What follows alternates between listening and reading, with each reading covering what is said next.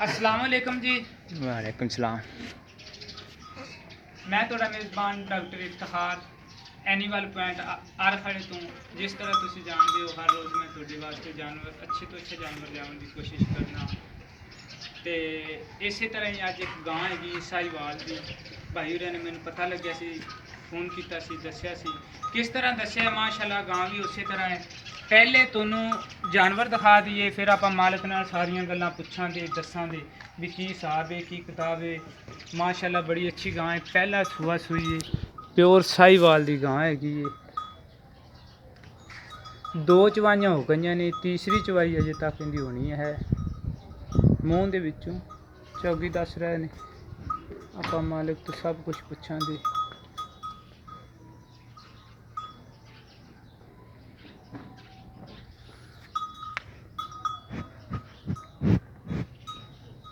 अगले थन थोड़े जे वड्डे ने, पिछले थन थोड़े जे छोटे ने। ये गावां दे अक्सर ए बच्ची दित्ती है ने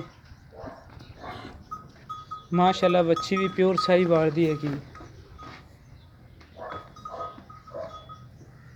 ए गां जरा इनू माड़ा जिहा तौर ते सानू दिखाया जी।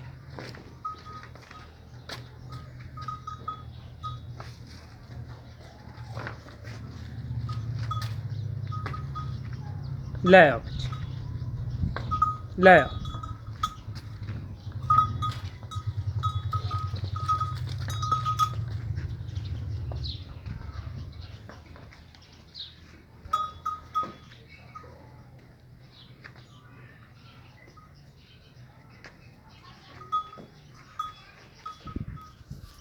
ਇੱਥੇ ਆਓ ਬੇਟਾ।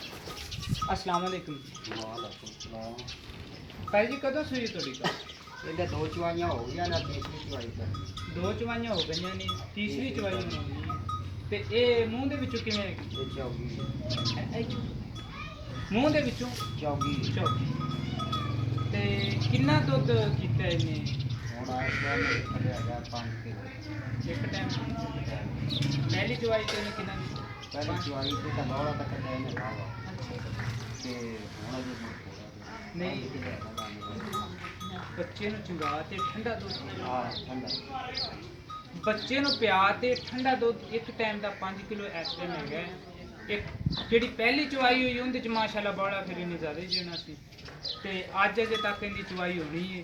ਲੇਕਿਨ ਇਹ ਵੀ ਸੀ ਕਿ ਮਾਸ਼ਾਅੱਲਾ ਗਾਂ ਇਹਨਾਂ ਦੀ ਅੱਛੀ ਹੈਗੀ ਤੇ ਇਹਦੀ ਭਾਈਜਾਨ ਨੂੰ ਫਾਈਨਲ ਕੀ ਮਤਲਬ ਕੋਈ ਇਹਦੇ ਚ ਸਾਡੇ ਨਾਲ ਪਿਆਰ ਨਹੀਂ। ਉਹ ਤਾਂ ਮੁੜ ਮੌਕੇ ਤੇ ਜੀ ਆਦਾ ਕਾਰ ਲਾਉਂਦੇ। ਚਲੋ ਮੂੰਹ ਦੇ ਵਿੱਚੋਂ ਚੌਗੀ ਹੈ, ਦੋ ਚਵਾਈਆਂ ਹੋ ਗਈਆਂ, ਤੀਸਰੀ ਚਵਾਈ ਹੋਣੀ ਹੈ।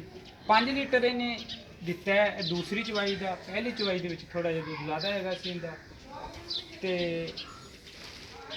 ਥਣ ਚੱਡਾ ਇਹਦੇ ਵਿੱਚ ਕੋਈ ਕਿਸੇ ਕਿਸਮ ਦਾ ਅਜੇ ਤੱਕ ਤਾਂ ਰੌਲਾ ਕੋਈ ਨਹੀਂ ਆਦਾ ਚੋ ਦੇ ਠੀਕ ਹੋ ਗਿਆ। ਉਹ ਆਂਦੇ ਨੇ ਅਜੇ ਤੱਕ ਕੋਈ ਮਸਲਾ ਨਹੀਂ, ਤੁਸੀਂ ਆਪਦੀ ਚਵਾਈ ਕਰ ਲਿਆ ਜੀ।